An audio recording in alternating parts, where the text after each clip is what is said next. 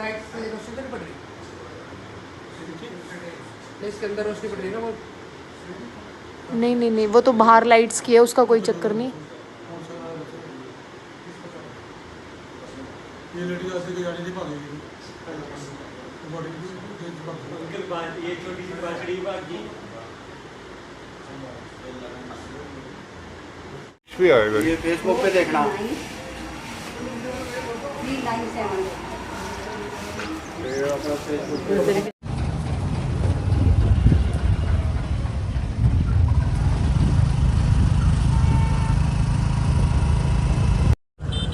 खाना खा ले।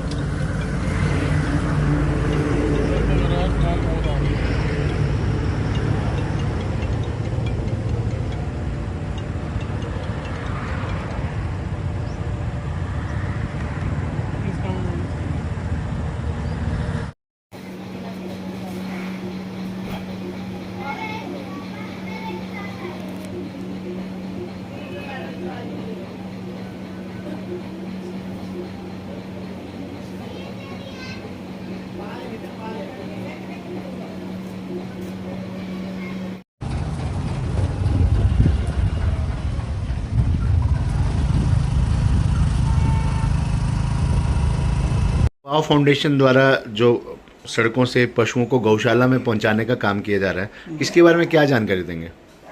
ये अभियान लगातार चल रहा है और अभी पिछले 1 साल के अंदर 1000 से ज़्यादा जो गौवंश है वो गौशालाओं में छोड़ा गया। पीछे यहाँ सारी गौशालाएं पैक होने के बाद गौशाला आयोग से परमिशन ली गई कि हिसार और पानीपत छोड़ने की। उसके बाद निसिंग पास था तो निसिंग की भी रिक्वेस्ट ली गई और गौशाला आयोग ने जो है लेटर जारी किया कि हम उनको हिसार, पानीपत और निसिंग भी शिफ्ट कर सकते हैं। इसके बाद लगभग 250 जो गौवंश हैं, मतलब 750 के बाद जो है 250 के आसपास गौवंश जो है वो पानीपत, हिसार और निसिंग में भी शिफ्ट किया गया। लेकिन अभी बारिश होने की वजह से कीचड़ हो जाता है, जब पकड़ती है लेबर तो फिसलन ना हो, पशु भी गिर सकता है और पकड़ने वाली टीम भी, इसमें पीछे एक लड़के को चोट भी लगी, तो जिस वजह से ज़्यादा बारिश में ये नहीं शिफ्ट हो पाए। और अभी कांवड़ यात्रा की वजह से सड़कों पर बहुत ज़्यादा ट्रैफिक है और मतलब जसमीत जी, जैसे आपने बताया कि 1 साल में 1000 जो गोवंश है गौशाला में पहुंचाया गया, जी। फिर आखिर क्या वजह है कि अभी भी गौवंश जो है लगभग 500 से ज़्यादा गौवंश अभी भी सड़कों पे है? जी होगा। इसका क्या कारण है? इसका कारण ये है कि बेसिकली क्या है कि ये सतत चलने वाला कार्य है। क्योंकि जब भी जैसे हम जो दूध पीते हैं, बेसिकली गाय को हर साल जब वो ब्याती है तो ही हमें दूध मिल पाता है। और जब भी गाय ब्याती है तो हर गाय ब्याने पे या तो मेल देगी या फीमेल देगी। फीमेल तो लोग रख लेते हैं लेकिन मेल को वो सड़क पे छोड़ देते हैं। एक तरह से जिले में जितने 1000 पशु हैं, पशुधन है, गाँव में अक्सर ज़्यादा है या डेयरियों पे है, तो वो सब जब भी हर साल उसको ब्याएंगे तो जो मेल पशु होता है उसको खुला छोड़ देते हैं। तो इट मीन्स अगर जितनी तादाद पैदा हो रही है मेल या फीमेल की हर साल, वो सारी की सारी मेल जो है वो सड़कों पे आ जाता है। तो कहीं लगता है कि प्रशासन को उन लोगों पर भी कार्रवाई करनी चाहिए जो रात के अंधेरे में पशुओं को छोड़ जाते हैं? बिल्कुल, उन पे सख्त कार्रवाई होनी चाहिए। कमेटी ने कार्रवाई की भी है, चालान भी काटे हैं और उस पर मतलब जो गाय सड़क पे छोड़ देता है। लेकिन ये आइडेंटिफाई जो मेल पशु होते हैं वो आइडेंटिफाई नहीं हो पाता, जिस पे टैग नहीं है वो आइडेंटिफाई नहीं हो पाता कि वो किसका है। अगर कोई टैग लगा पशु सड़क पे आता है तो उसका चालान भी होता है और वो प्रॉपर प्रोसीजर से, अगर कोई पशु यहाँ से गौशाला भी छोड़ा गया तो बाकायदा कमेटी का चालान फीस जमा कराने के बाद ही वो गौशाला से वापस ला पाता है और उस टैग नंबर की एंट्री होती है। तो हम मान सकते हैं कब तक जो है सड़कों से पशु मुक्त नजर आएंगे? यूं लगा लीजिए कि अभी कांवड़ 23 तारीख को जो है जल चढ़ जाएगा। उसके बाद यूं लगा लें कि अगले 1 महीने के अंदर गौवंश जो है वो शिफ्ट हो जाएगा, क्योंकि अब जो है हमारे पास ऑप्शंस हैं हिसार, निसिंग और पानीपत छोड़ने की। और एक जसबीर जी, एक बड़ी समस्या भी आती है कि जैसे कई लोगों के घरों के सामने जो है आवारा जो गोवंश है बैठ जाता है, बेसहारा जैसे कह सकते हैं, बैल खासकर बैठ जाते हैं, भारी लोगों के मन में डर भी होता है।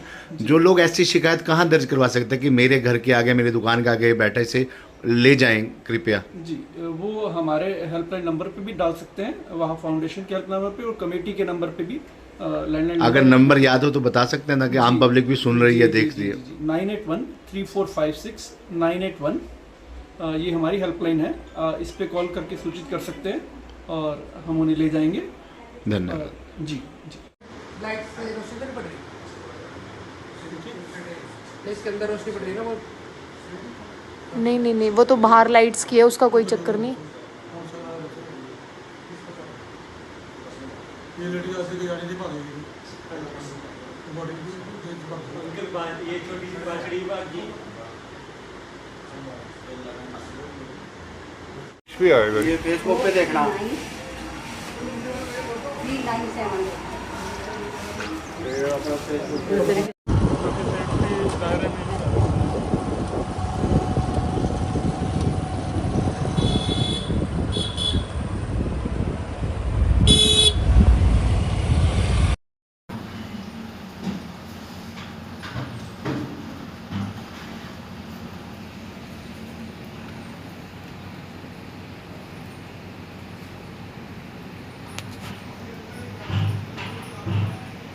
बेसहारा पशु हैं। इन्होंने इतना आतंक मचा रखा है। राज शांति नगर 5 नंबर गली से अरोड़ा जी का फ़ोन आया, उन्होंने एक वीडियो भेजी। मैंने सुबह ईओ साहब को, चहल को, सबको भेजी। मैं रात एक शादी में जा रहा था।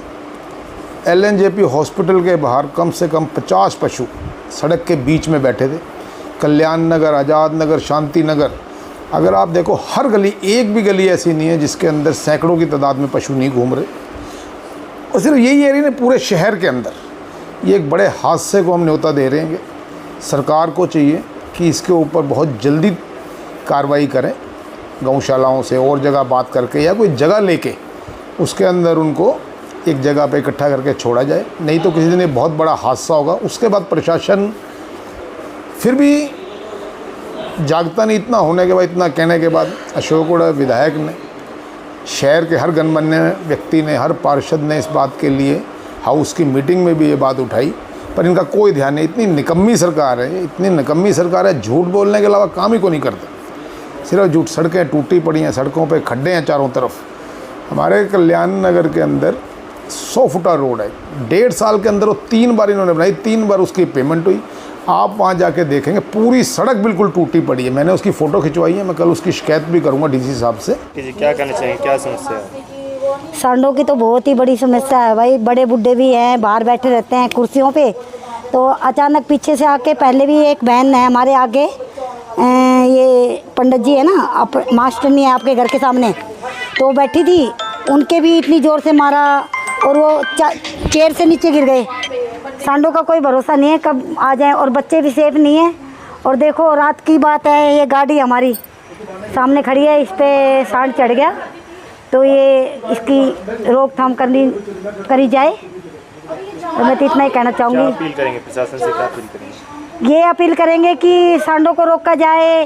कहीं इतनी सारी गौशालाएँ बनी हुई हैं, उसमें छोड़ो। गलियों में बुरा हाल, सफाई लोग कर कर के मर गए। जमादार तो ऐसे दे रखे हैं जो सफाई नहीं करते, घर वाले ही करते हैं सारी सफाई। हमारी गली फिर भी साफ़ रहती है, लेकिन इस सांड की वजह से बहुत बुरा हाल है हमारी गलियों का। परिचय तो मैं संगीता शर्मा, गली नंबर 5, शांति नगर।